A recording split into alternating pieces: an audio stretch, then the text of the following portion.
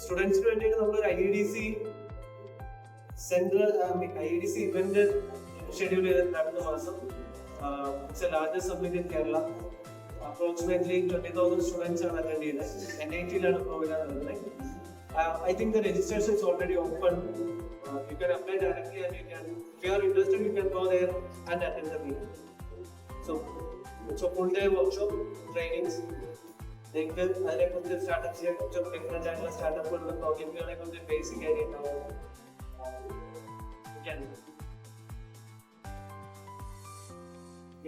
Investments startup instruments ഒക്കെ കേട്ടിട്ടുണ്ടോ? Funding instruments,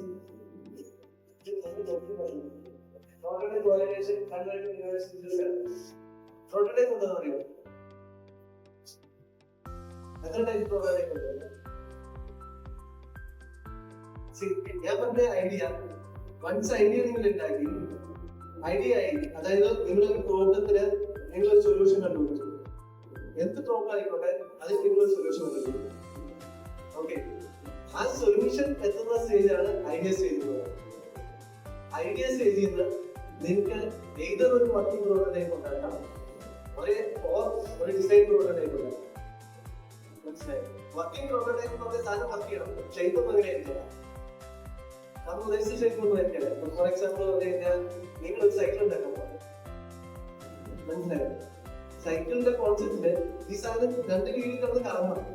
അത് നമ്മുടെ പെടലിൽ ചവിട്ടുമ്പോഴത്തേക്കും കീഴിൽ കറങ്ങിയാൽ ബാക്കി സൈക്കിൾ നിർത്തിക്കണം. That is called working prototype. അപ്പൊ നിങ്ങൾ എഞ്ചിനാണ് ഉണ്ടാക്കണമെങ്കിൽ എഞ്ചിൻ സ്റ്റാർട്ട് ആവണം, അല്ലാണ്ട് ചിലപ്പോൾ എഞ്ചിൻ ചിലപ്പോൾ മുഴുവനായിട്ടുണ്ടാവും. That is called working prototype. ഇനിയാണ് അടുത്ത സാധനം കൊമേഴ്ഷ്യൽ പ്രോട്ടോടൈപ്പ്. കൊമേഴ്ഷ്യൽ പ്രോട്ടോടൈപ്പ് വരുന്നത് ഈ സാധനം വിൽക്കാവുന്ന ഷേപ്പിലേക്ക് നിങ്ങൾ കണ്ടുപിടിക്കും. ഫസ്റ്റിലെ വർക്കിംഗ് പ്രോട്ടോടൈപ്പ് ഉണ്ടാകുക, വർക്ക് ചെയ്ത് കിട്ടിക്കഴിഞ്ഞു കഴിഞ്ഞാൽ അതിന് കൊമേഴ്ഷ്യൽ പ്രോട്ടോടൈപ്പ്. ഇപ്പോൾ ഒരു മിക്സി എടുക്കുകയാണെങ്കിൽ മിക്സിയുടെ ബേസ് നിങ്ങൾ ഉണ്ടാക്കുമ്പോൾ ചിലപ്പോൾ നാല് സൈഡിൽ നാല് പല കഷ്ണമൊക്കെ എടുത്തിട്ടായിരിക്കും സംഭവം ഓടാൻ പോയില്ലെന്ന് പറഞ്ഞ് നമുക്ക് അറിയേണ്ടതായിരുന്നു. അതാ ഫുൾ കവർ ചെയ്ത് തനി പ്ലാസ്റ്റിക് അതിന്റെ സ്റ്റാൻഡേർഡ് രീതി വരുന്ന സാധനത്തിലാണ് കൊമേഴ്ഷ്യൽ പ്രോട്ടോടൈപ്പ്. സോഫ്റ്റ്വെയറിലേക്ക് വരുവാണെങ്കിൽ സോഫ്റ്റ്വെയറിന് ബീറ്റ വേർഷൻ പറയും. ബീറ്റ തന്നെ ടെസ്റ്റ് ബീറ്റ് ഉണ്ട്, അതായത് നിങ്ങൾ ആ സോഫ്റ്റ്വെയർ വർക്ക് ചെയ്യുകയോ ഇല്ലയോ എന്നുള്ള നിങ്ങളുടെ ലിമിറ്റഡ് എൻവയോൺമെന്റിൽ ടെസ്റ്റ് ചെയ്യുന്ന സോഫ്റ്റ്വെയർസാണ് ബീറ്റ വേർഷൻ എന്ന് പറയുന്നത്. അപ്പൊ വർക്ക് ചെയ്ത് പ്രോപ്പർ ആയിട്ട് നിങ്ങൾക്ക് ലൈവ് പോകാവുന്ന ഹൈ ബീറ്റ വേർഷൻസ് ഉണ്ട്. ആ ബീറ്റ വേർഷൻസ് അത് കഴിഞ്ഞിട്ടാണ് prototype converted into startup. Prototype converted into startup prototype develop ചെയ്യുന്ന സ്റ്റാർട്ടപ്പ് എന്നാണ് പറയുന്നത്. ഈ പ്രോട്ടോടൈപ്പ് വൺസ് അത് ഏത് കാറ്റഗറിയിൽ വരാം, അപ്പം മെഡിക്കൽ ആവാം, ബയോമെഡിക്കൽ, ബയോടെക്നോളജിയിൽ വരാം. നിങ്ങൾ ഏത് സെക്ടർ എടുക്കുന്നു ആ സെക്ടറിനനുസരിച്ച് പ്രോട്ടോടൈപ്പ് ഡിഫറെന്റ് ആയിരിക്കും. എന്താണോ നിങ്ങളുടെ പ്രോബ്ലം നിങ്ങൾ സോൾവ് ചെയ്യാൻ പോലെ ആ സൊല്യൂഷനാണ് നിങ്ങളുടെ പ്രോട്ടോടൈപ്പ്. സോ ഏത് അതൊരു ഹാർഡ്വെയർ ആയിരിക്കാം, സോഫ്റ്റ്വെയർ ആയിരിക്കാം, ചിലപ്പോൾ അത് ഫിസിക്കൽ ആയിരിക്കാം, ചിലപ്പോൾ അത് ഇൻറ്റാഞ്ചിബിൾ ആയിരിക്കാം, വല്ലതും. So once it is done, commercial prototype വരാൻ വന്നതില്ല നിങ്ങൾക്ക് ഡയറക്ട്ലി അതിനിടയ്ക്ക് നിങ്ങൾ ചെയ്യുന്ന ഇത് ആരെങ്കിലും വാങ്ങുമില്ല എന്നുള്ള കാര്യത്തില് വൃത്തിയായിട്ടുള്ള പഠനം. അതിനാണ് കൊമേഴ്ഷ്യൽ വൈബിലിറ്റി ഉണ്ടോ, ഇത് സ്കെയിൽ ചെയ്യാൻ പറ്റുമല്ലോ എന്നുള്ള സ്റ്റഡി. ഫോർ എക്സാമ്പിൾ പറഞ്ഞാൽ ഇപ്പൊ സൊമാറ്റോ കൊച്ചിയിലുണ്ട്, ഇവിടെ മരുത്തിലെ സൊമാറ്റോ ഉണ്ടോ? നിങ്ങൾ മരുത്തിലെ സൊമാറ്റോ ഇൻക്രിയേറ്റ് ചെയ്യാൻ നിങ്ങൾ ഒരു മൊബൈൽ ആപ്ലിക്കേഷൻ കേട്ട് 5 റെസ്റ്റോറന്റ് കയറ്റി നിങ്ങൾ ഓൺലൈൻ ബിസിനസ് സ്റ്റാർട്ട് ചെയ്യുക. ഇത് സ്കെയിലബിൾ ആവും. കാരണം എന്താ വെച്ചാൽ ടയർ 1, ടയർ 2 സിറ്റീസിൽ ഓൾറെഡി എസ്റ്റാബ്ലിഷ്ഡ് പ്ലേയേഴ്സ് ഉണ്ട്. അവർക്ക് ടയർ 3യിൽ പ്രോഫിറ്റ് ഉണ്ടാകാത്തതിന്റെ പേരിലാണ് ഇങ്ങോട്ട് വരാത്തത്. അപ്പൊ നമ്മളെപ്പോഴും സ്റ്റഡി ചെയ്യേണ്ടത് നമ്മുടെ കോമ്പറ്റീറ്റേഴ്സ് അനാലിസിസ്, കോമ്പറ്റീറ്റേഴ്സിന്റെ സ്ട്രെങ്ത് എന്താണ്, അവരുടെ ഫണ്ടിങ് എന്തൊക്കെയാണ്, ഇങ്ങനെയുള്ള കാര്യങ്ങളാണ് നമ്മൾ മെയിൻ ആയിട്ട് അനലൈസ് ചെയ്യുന്നത്. അപ്പോൾ ഓട്ടോമാറ്റിക്കലി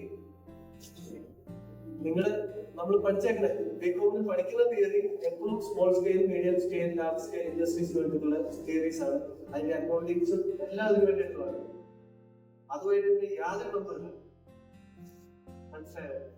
നിങ്ങള് അടുത്ത 5 നമ്മളിപ്പോ ബാങ്കിൽ റെസ്റ്റോറന്റിൽ ലോണിന് പോവാണെങ്കിൽ next 5 years discounted cash flow cash ഫ്ലോയും അല്ലെങ്കിൽ നെക്സ്റ്റ് 5 ഇയേഴ്സിന്റെ പ്രൊജക്ടഡ് ഫിനാൻഷ്യൽ സ്റ്റേറ്റ്മെന്റ് തരാൻ പറ്റും.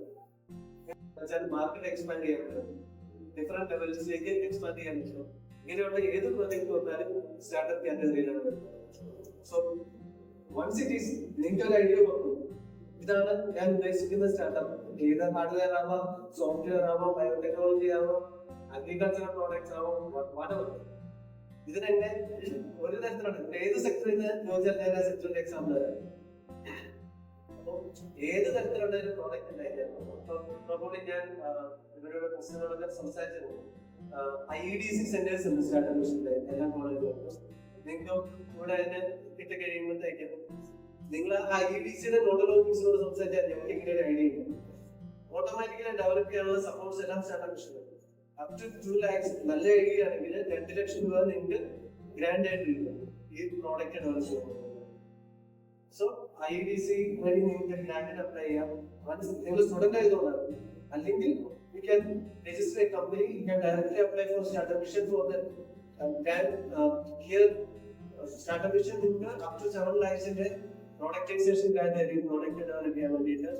ഇനി ഇപ്പൊ നിങ്ങളൊരു 1 കോടി ലോണൊക്കെ ഇരിക്കുന്ന കമ്പനിയില് ചിലപ്പോൾ 10% ഷെയർ നിങ്ങൾക്ക് കിട്ടുന്നത് 10 കോടിയായിരിക്കും. മനസ്സിലായോ? അതിന്റെ വാല്യുവേഷൻ അത്ര ഡിഫറൻസ് ആയിരിക്കും. It's A long time very lengthy concept. അതുകൊണ്ട് ഞാനൊരു ബേസ് മാത്രമേ പറയുന്നത്. അപ്പം ഇങ്ങനെയുള്ള വെഞ്ചർ ഫണ്ട് ഞാൻ എക്സാമ്പിൾ പറഞ്ഞുതരാം. ഫോർ എക്സാമ്പിൾ സ്റ്റാർട്ടപ്പ് മിഷൻ 20 കമ്പനിയിലായിട്ട് 50 കോടി രൂപ 20 സ്റ്റാർട്ടപ്പ് കമ്പനിയുണ്ട്, 50 കോടി 2018 പല ഫണ്ടുകളിലായിട്ട് 20 കമ്പനികളിൽ ഒരു കമ്പനി 2022 ആയപ്പോൾ ഒരു കമ്പനിയുടെ ഷെയർ ആ കമ്പനി രക്ഷപ്പെട്ടു. ആ കമ്പനിയുടെ ഷെയറിന്റെ 20%, അതിൽ നമുക്ക് ഇട്ടേക്കുന്ന എമൗണ്ട് ഏകദേശം 3 കോടിയാണ്. 3 കോടിയുടെ 20% എന്ന് വെച്ചാൽ 50 ലക്ഷം രൂപയുടെ ഈക്വൽ ആയിട്ടുള്ള ഷെയർ നമ്മൾ വിറ്റു. ആ വിറ്റത് 20 കോടിക്കാണ്.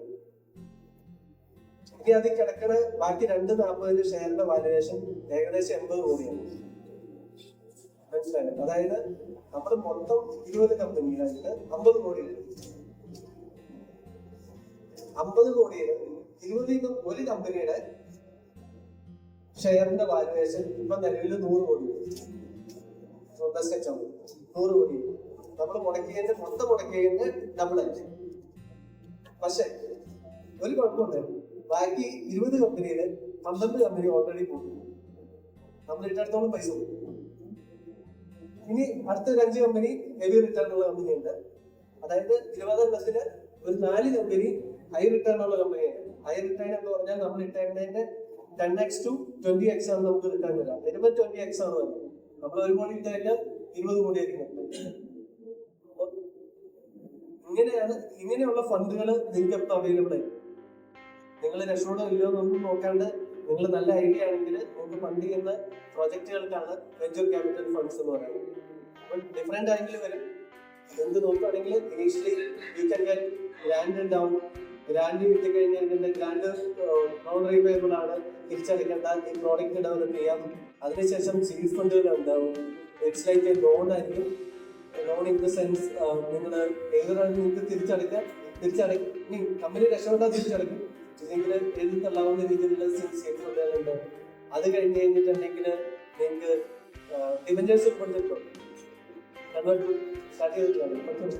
Convertible debentures optional convertible debentures ഒക്കെ പറഞ്ഞ കുറേ ഐറ്റംസ് ഉണ്ട്. അങ്ങനെയുള്ള ഡിബഞ്ചറുകൾ ഉണ്ടാവും, പ്രിഫറൻസ് ഷെയർസ് ഉണ്ടാവും. കേട്ടോ അല്ലേ? കുറേ പഠിക്കാനുണ്ട്. അത് നന്നായിട്ട് പഠിച്ച പ്രാവശ്യം ഈ പാർട്ടികൾ വരുമ്പോഴത്തേക്ക് വൃത്തിയായിട്ട് പഠിക്കാം.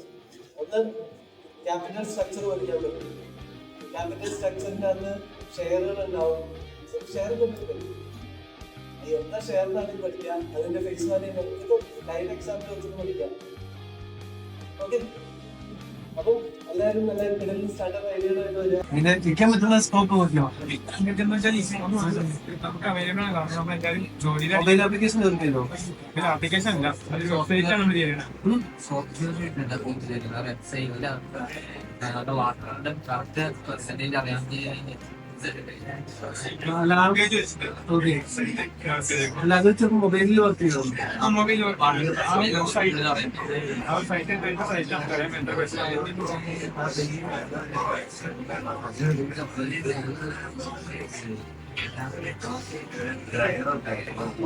ഡ്രൈവർ.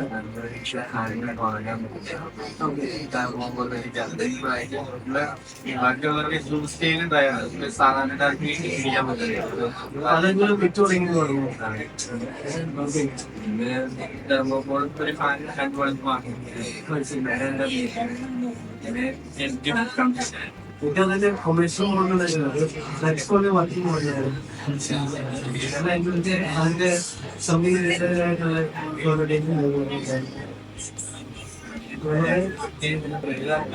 അതേപോലെ ആ തെർമോകോള് കമ്പനി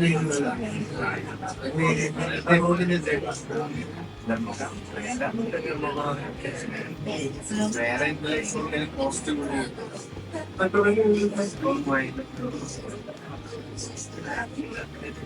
ഓക്കെ. വേറെ മോഡലാണ് അല്ലെങ്കിൽ നമുക്ക് ഹാർഡ്വെയർ യൂസ് മേജറിന്റെ ഫാബ്രിക്കേഷൻസോ അല്ലാതെ എന്തെങ്കിലും പറ്റി ഇങ്ങനെയൊക്കെ നല്ല ഗ്രാൻഡ് നിങ്ങൾക്ക് ഇനീഷ്യലി കിട്ടുന്ന ഫണ്ടിങ്ങാണ് ഐഡിയ ഗ്രാൻഡ് എന്ന് പറഞ്ഞിട്ട് കോളേജ് സ്റ്റുഡൻസിന് മാത്രമേ കിട്ടുള്ളൂ. ത്രൂ IDC സെന്റേഴ്സ് വഴിയാണ് മാത്രമേ. അതെന്ന് വെച്ചാല് direct degree hub four innovation and promotion. അതായത് നമ്മുടെ കോളേജിൽ ഇങ്ങനെയുള്ള ഇന്നോവേറ്റീവ് ഐഡിയാസ് കൊണ്ടുവരുന്ന സ്റ്റുഡൻസിനെ പ്രൊമോട്ട് ചെയ്യാനായിട്ട് നമ്മൾ തുടങ്ങിയിട്ടുള്ള ഒരു സെല്ലാണ്. അതിന്റെ കോർഡിനേറ്റർ ആണ് ബിൻസിൽസും ജിമ്യാൻസും ഒക്കെ. അതിന്റെ പ്രത്യേകത എന്താണെന്ന് പറഞ്ഞാൽ നമുക്ക് സി ബ്ലോക്കിൽ ഇതിന് സെപ്പറേറ്റ് ആയ ഒരു റൂം തന്നെയുണ്ട്. നിങ്ങൾ ഇങ്ങനത്തെ ഇന്നോവേറ്റീവ് ഐഡിയാസ് കൊണ്ടിട്ടുണ്ടെങ്കിൽ നിങ്ങൾക്ക് 24 hours അവിടെ ഫെസിലിറ്റീസ് കിട്ടും. വിത്ത് വൈഫൈ കമ്പ്യൂട്ടർ സിസ്റ്റം കിട്ടും. അത് മാത്രമല്ല നമ്മുടെ കോളേജ് ഇവരെ പ്രൊമോട്ട് ചെയ്യാനായിട്ട് സീഡ് മണി കൊടുക്കുന്നുണ്ട്. 2000 rupees സീഡ് മണി കൊടുക്കുന്നുണ്ട്. അപ്പൊ അതിലൊക്കെ നിങ്ങൾ പ്രൊമോട്ട് ചെയ്യാനാണ് ഇങ്ങനത്തെ സെറ്റുകളൊക്കെ ആയിട്ട് ഞങ്ങൾ ഇങ്ങനെ ഇൻവൈറ്റ് ടോപ്പ് ഒക്കെ വെക്കുന്നത്. ഓക്കെ, അപ്പൊ ഇതൊക്കെ നമുക്കൊരു മോട്ടിവേഷൻ ആണ്. ഓക്കെ, ഇവിടെ ഫ്രണ്ടിലിരിക്കുന്നു. അവര് നമ്മുടെ കോളേജില് വന്നിട്ട് സ്റ്റാർട്ടപ്പ് തുടങ്ങിയവരാണ്. ചിലവരത് കൊമേഴ്സ്യൽ പ്രോഡക്റ്റുകളാക്കി മാറ്റിയിട്ടുണ്ട്, ചിലവരത് ഇന്നോവേഷൻ സ്കില്ലിലേക്ക് ഷിപ്പിലേക്ക് കൊണ്ടുവന്നിട്ടുണ്ട്. അപ്പൊ അവരെ തന്നെ ഇൻട്രൊഡ്യൂസ് ചെയ്യും. അവർ ചെയ്യുന്ന വർക്ക് എന്താണെന്ന് നിങ്ങൾക്ക് പറഞ്ഞു.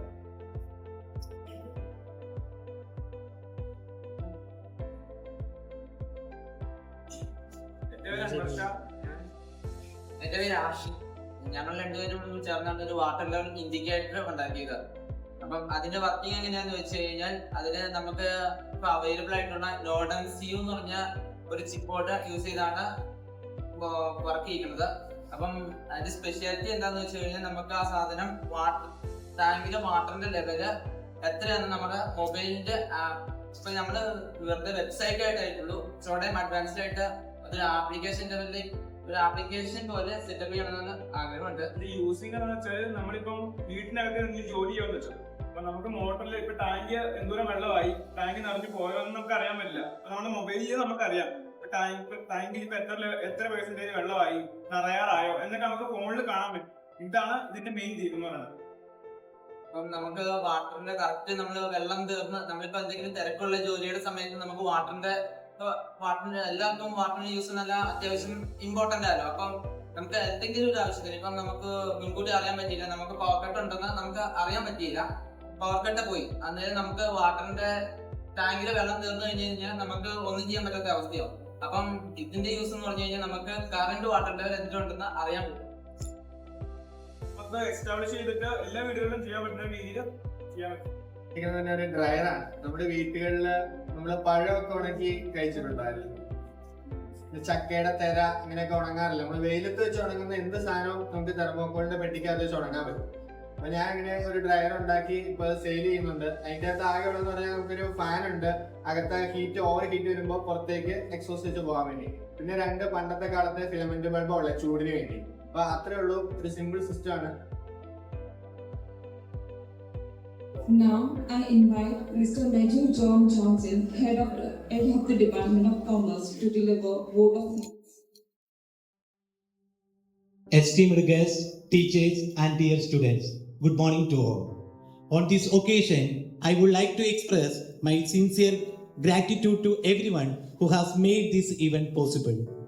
I express my sincere thanks to respected Principal Dr. Jose John CMI in his absence for being a constant source of inspiration to organize this section that support academic excellence and entrepreneurship. Thank you, Father. Now, I would like to express my gratitude to our chief guest, Mr. Jinesh Matthew, for accepting our invitation and for being with us today. Thank you, sir, for your insightful address and sharing your knowledge with us. Next, I would like to thank Dr. Binsi Baby, the program coordinator, for her outstanding efforts in coordinating today's section, bringing the right person here. Thank you, ma'am. Now I thank all faculty members who worked behind the scene for successfully conducting this section. Last but not least, I thank all the students for their participation and response. Thank you, students. Thank you all once again. Thank you.